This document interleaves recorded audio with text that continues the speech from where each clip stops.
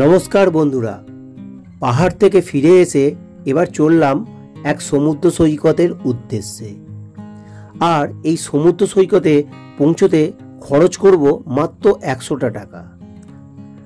আর সেই সঙ্গে তুলে ধরব আমার এই নামমাত্র খরচে মন্দারমণি ভ্রমণের অভিজ্ঞতা। বন্ধুরা, আজ ইন্টারনেটের জগতে আমরা বড় বেশি অ্যাপ নির্ভর হয়ে পড়েছি। নেটে বা অ্যাপে কোনো জিনিস ভুল থাকলেও সেটাকেই সঠিকভাবে নিজের জানা জিনিসটাকেও ভুল ভেবে বসি। আর আজ তার একটু খেসারত দিতে হচ্ছে আমাকে।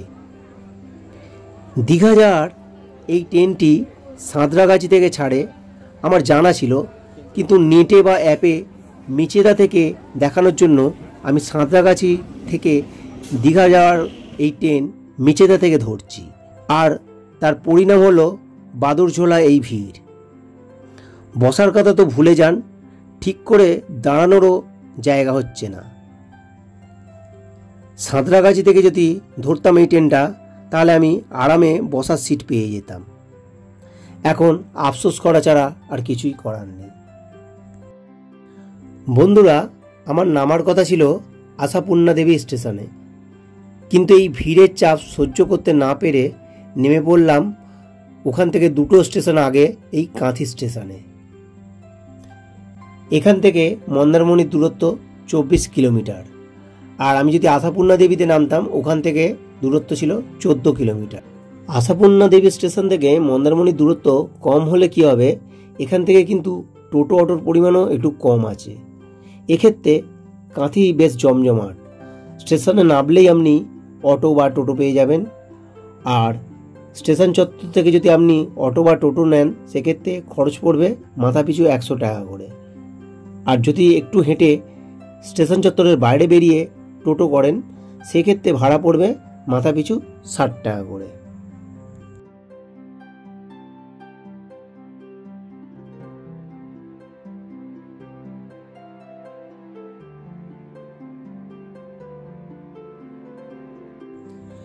ফাইনালি পৌঁছে গেছি মন্দারমণিতে, আমাদের হোটেলের সামনে। এখানে অবধি আসতে আমার খরচ পড়ল হাওড়া থেকে কাঁথি 40 টাকার ট্রেন ভাড়া, আর কাঁথি থেকে এই হোটেল পর্যন্ত 60 টাকা টোটো ভাড়া। মোট 100 টাকা খরচ করে পৌঁছে গেলাম আমি মন্দারমণিতে।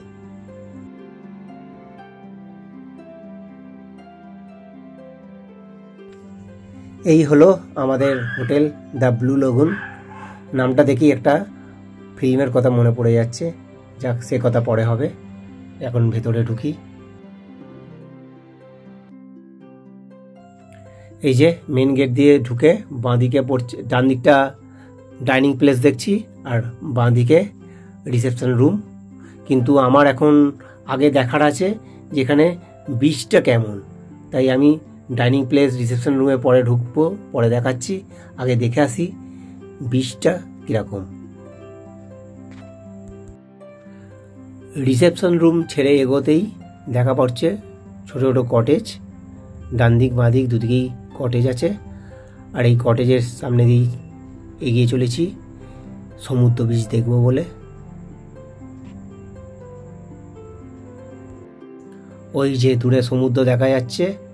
আর সমুদ্র অবধি পৌঁছানোর আগেই এখানে ফুলের বাগান করা আছে। বাঁদিকে সুন্দরভাবে দোলনা করা রয়েছে, যে যারা আসবে আবাসিক তারা দোলনায় দোল খাবে।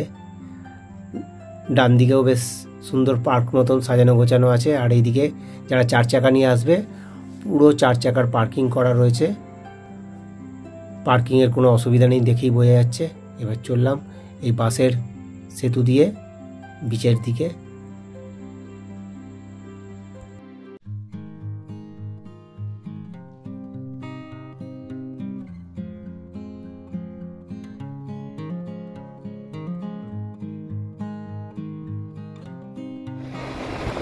অনেক দিন পাহাড় আর বরফ দেখে এসেছি, সেই বরফ গলা জল সব নেমে আসছে এই সমুদ্রে। এবার একটু দুটো ঘুরে সমুদ্র দেখে নিই।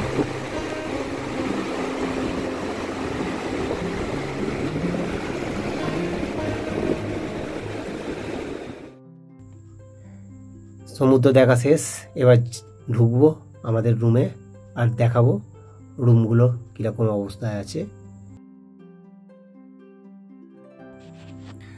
আমাদের রুমটি ডাবল বেড এসি রুম আছে, ভাড়া পড়ছে একদিনের জন্য 1650 টাকা। রুমটি বেশ সুন্দর, আমার পছন্দ হয়েছে। এবার যাব বাথরুমে, বাথরুমটিও দেখাবো। এই যে আধুনিক সমস্ত সুযোগ সুবিধা সম্পন্ন।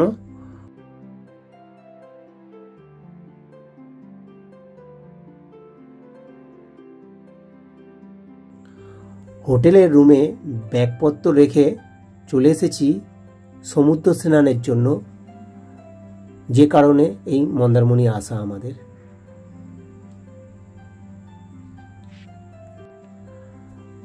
পাহাড়ে স্নোফলস মেখে এসেছিলাম, এবার এখানে এসে নোনা জল মাখছি, সমুদ্রকে উপভোগ করছি। জমিয়ে স্নান করে এসে দুপুরের লাঞ্চ সেরে একটু রেস্ট নিয়ে বেরিয়ে পড়লাম মেন সি বিচটার উদ্দেশ্যে, যেটা আমাদের হোটেল থেকে মিনিট 5 দূরত্বে ছিল। তো আমরা পায়ে হেঁটেই চলে এসেছি। এবার এই সি বিচটা একটু ঘুরে দেখে নেব।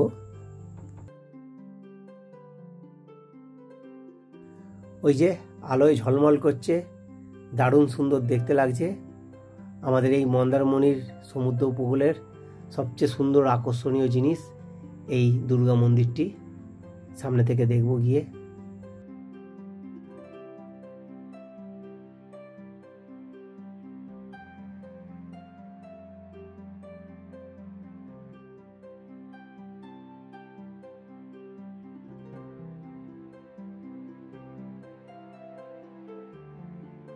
সুন্দর মন্দিরটি দেখে এবার এগিয়ে চললাম সি বিচের যেদিকে সমস্ত দোকান পসরা লাগানো আছে, মেলার মতন ভিড় হয়েছে সেই দিকে।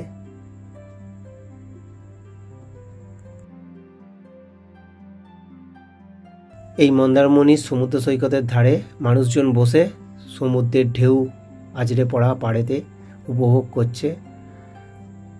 দীঘা বা পুরীর মতন অত বড় বড় ঢেউ না থাকলেও বেশ একটা আলাদা মাধুর্য আর স্নিগ্ধতা আছে। যাক, ঢেউ অনেকক্ষণ দেখা হলো, এবার যাব একটু ওই খাবার দাবারের জায়গাটায়। এখানে ওই দীঘা বা পুরীর মতনই প্রচুর মাছ দিয়ে স্টল লাগানো রয়েছে এবং আপনি যে মাছ চাইবেন সেই মাছই সঙ্গে সঙ্গে ভেজে দিচ্ছে।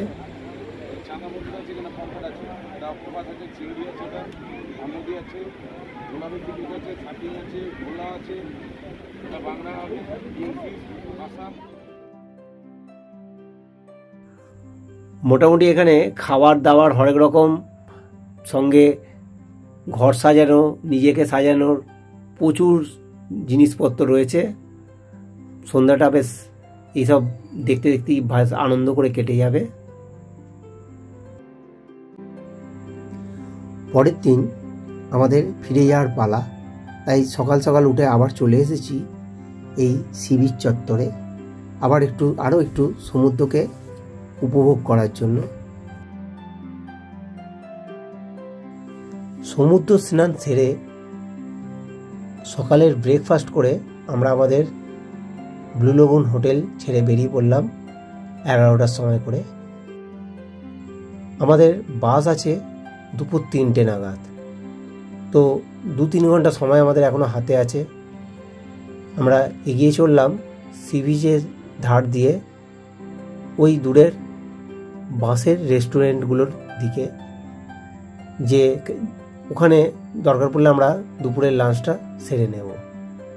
হোটেলে আমাদের খাওয়া দাওয়ার প্যাকেজ পড়েছিল 600 টাকা মাথা পিছু। তাতে দিয়েছিল, যেহেতু আমরা দুপুরে পৌঁছেছিলাম, দুপুরের লাঞ্চে ছিল ভেটকি মাছের থালি, সন্ধ্যায় ছিল চা ও ভেজ পাকোড়া, আর রাত্রিরে ডিনারে ছিল ফ্রায়েড রাইস, চিলি চিকেন অথবা চিকেন কষার রুটি। আর তারপরের দিন আমরা সকালবেলা ওই ব্রেকফাস্ট করে 11টার সময় ঘর ছাড়ার আগে আমাদেরকে ব্রেকফাস্টে দিয়েছিল লুচি তরকারি আর ডিম সেদ্ধ। তো ব্রেকফাস্ট সেরে আমরা চলে এসেছি এই বাঁশের তৈরি রেস্টুরেন্টে। ওপর থেকে একটু দেখব সমুদ্র সৈকত, আর এই রেস্টুরেন্টটাও একটু দেখাবো ঘুরিয়ে কীরকম লাগছে।